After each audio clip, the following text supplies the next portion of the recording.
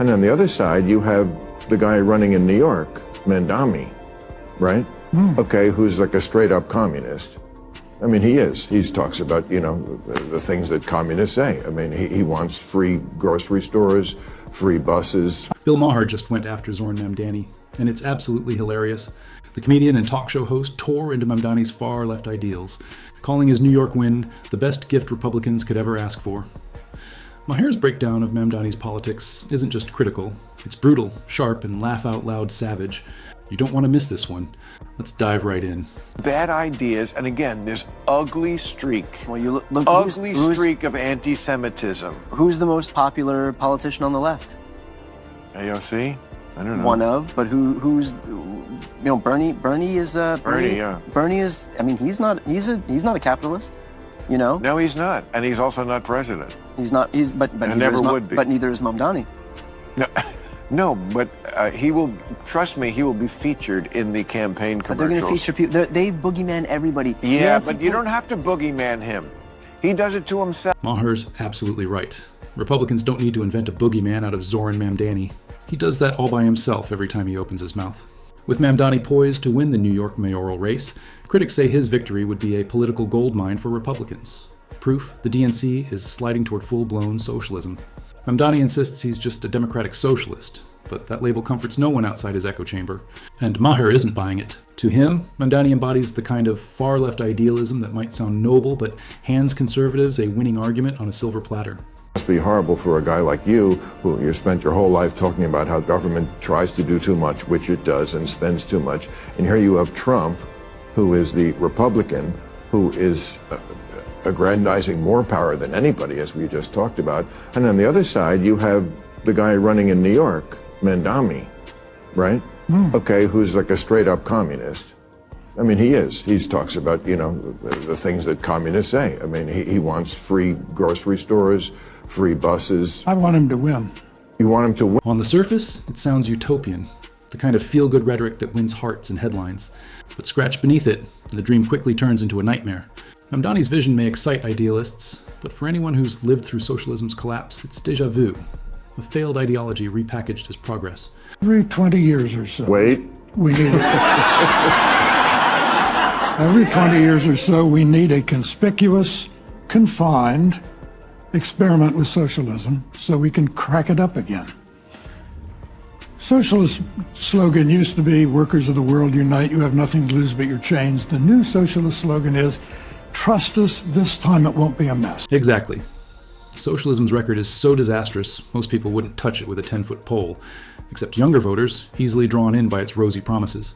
The problem isn't just greed, it's human nature. People need incentives to innovate, compete, and push forward. Remove competition, reward everyone equally, and productivity dies while bureaucracy explodes. Corruption festers. The system meant to create equality ends up spreading poverty instead. History's verdict is clear. When the state controls everything, it collapses under its own weight. Mamdani's free-for-all handouts sound compassionate on paper but crumble in practice. Without economic freedom, progress stalls, and everyone suffers equally, just not in the way they hoped. When the post-war Labour government in Britain was about to get started, one of their leading lights was a socialist named Nurian Bevan. He said, what could go wrong? He said, we have a nation bedded on coal, surrounded by fish. It would take an organizational genius to have a shortage of either. In 3 years, they had a shortage of both. That's socialism. Take Britain, a perfect cautionary tale. In the early 1900s, it flirted hard with socialism, promising fairness and equal wealth. But within decades, the dream rotted. Private industries were nationalized, strangled by bureaucracy. Productivity plunged, inflation soared, and by the 1970s, Britain was the sick man of Europe. The equality they fought for only spread mediocrity. It took Thatcher's free market reforms to pull the nation back from the brink. One of the things that we've said, beyond saying that we're going to make this a sanctuary city for LGBTQIA+ workers, beyond saying that we're going to establish an office of LGBTQIA+ affairs, is also that we're going to provide $65 million in funding for gender-affirming care, the same amount of funding that the federal government threatened to pull out from local providers for that kind of work. And in this moment especially, if we want to fight the Trump administration, we have to do so by fully funding our own services, taxing the wealthiest New Yorkers and corporations. And that's exactly why Bill Maher sees Zohran Mamdani as a potential disaster for Democrats. Maher knows when the party veers too far left, it loses the moderates it needs to survive. Many Americans turn to Trump precisely to push back against progressive overreach, especially on issues like gender-affirming procedures for minors. Yet Mamdani is doubling down, pledging to privately raise $65 million to fund those initiatives. For Maher, and every Democrat who still values reason over radicalism, Mamdani's agenda isn't bold. It's suicidal. It hands Republicans the perfect narrative. The left has lost touch with reality, morality, and middle America. He has attacked you personally and publicly like this. He's not a socialist. He's a communist, okay? This is not a socialist, man. This is a communist. I don't like to see a communist become mayor, I will tell you that. I call him my little communist. He's my little communist mayor. We should never be in a position where we're talking about a communist. We're gonna end up with a communist mayor. It's not even believable, my beautiful New York. I think if a communist takes over New York City, I think that's a gift to the Republican Party. Last time you were on this program, you were unequivocal in saying you do not like capitalism. But Trump, just in those remarks there, I counted, called you a communist 8 times. Are you? No, I'm a democratic socialist. I've said that time and again. Let's be clear, Donald Trump doesn't need to make Mamdani a boogeyman. Mamdani's doing that himself. His proposals for city-owned grocery stores and free public transportation lean straight toward government-run economics. He can call himself a democratic socialist all he wants, but his rhetoric mirrors the far-left playbook line for line. Even if his intentions sound noble, his ideas scream socialism. Walk like a duck, quack like a duck. Well, you know the rest. What I've found is that this vision of democratic socialism, it's one that often comes back to what Martin Luther King said decades ago. A vision of, call it democracy or call it democratic socialism, there must be a better distribution of wealth for all of God's children in this country. Here in New York City, wealthiest city in the wealthiest country in the history of the world, 1 in 4 are in poverty. 500,000 kids go to sleep hungry every night. It's untenable to live with this kind of a divide. We have to actually have a politics that puts working people. Look closer and you'll see it's the same recycled formula. Emotional speeches about equality and fairness, cherry-picked stats, and promises that melt under reality. It's politics by poetry, and once in power, the mask slips. Suddenly, equity means punishing success, and justice means overregulation. America doesn't need that. Neither does New York. The country thrives on competition, innovation, and freedom, the very principles socialism kills. History already gave us the answer. It won't work. And Maher, to his credit, knows that better than anyone. Assemblyman, you're running for mayor of New York and not prime minister of Israel, but you've made inflammatory statements like calling Israel an apartheid state and questioning its right to exist as a Jewish state. Just this week, you were evasive with a reporter about condemning Hamas. Given New York has the largest Jewish population outside of Israel, why should voters who see this as a moral red line trust your clarity and judgment?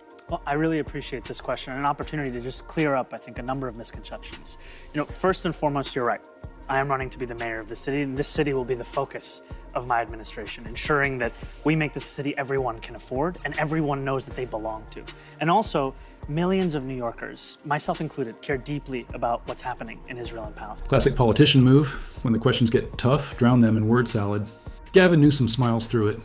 Kamala Harris turns it into performance art. AOC recites it like a script. And now Zohran Mamdani's joined the club. His evasive non-answer on Israel wasn't harmless. It was telling. It showed exactly what kind of mayor he'd be.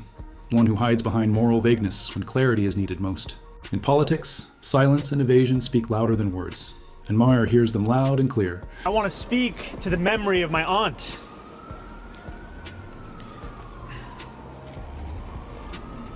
who stopped taking the subway after September 11th because she did not feel safe in her hijab. Well, it wasn't so much his aunt as his dad's cousin, but, semantics. Douglas, is he ready to lead? No, in absolutely no way is he ready to lead, and that was just another reminder of it. This is such a self-involved little narcissist with so little going for him. That's the game. Spin exaggerated emotional stories to tug hearts and win votes. It's a time-tested trick. For Democrats fluent in identity politics, Zohran Mamdani is the perfect poster child. Sentimental, symbolic, and wrapped in moral theater. The party will celebrate him as the voice of the marginalized, the conscience of New York. But those who look past the packaging see what it really is. Another performance. Great story. Terrible policy. Good storytelling doesn't equal good governance. Mamdani's narrative may charm idealists, but to realists, it's just political theater. Beautifully acted, cleverly scripted, but hollow where it counts. But he even decides to turn the memory of 9/11 and the 3,000 Americans murdered that day into a story about his aunt and the subway. It's interesting, like so many things that this smarmy candidate does, he makes it about himself and it all turns out to be untrue anyway. It seems to the extent that he had any such aunt in question, she wasn't in New York at the time, and in any case, didn't wear the headscarf. In the end, Zohran Mamdani's heartwarming backstory doesn't hold up under scrutiny. Yet in deep blue New York, loyalty often beats logic, and he's still favored to win. The real test isn't the election, it's what happens after the applause stops. Running on emotion is easy, running a city is not. Maher's warning rings loud. Mamdani's rise isn't progress, it's a warning sign. Behind the polished speeches and socialist promises lies an ideology history has already condemned. If Mamdani governs New York this way, it won't just damage Democrats, it'll redefine them. And that's it for today's video. If you enjoyed it, hit like, subscribe, and stay tuned for more unapologetically honest breakdowns.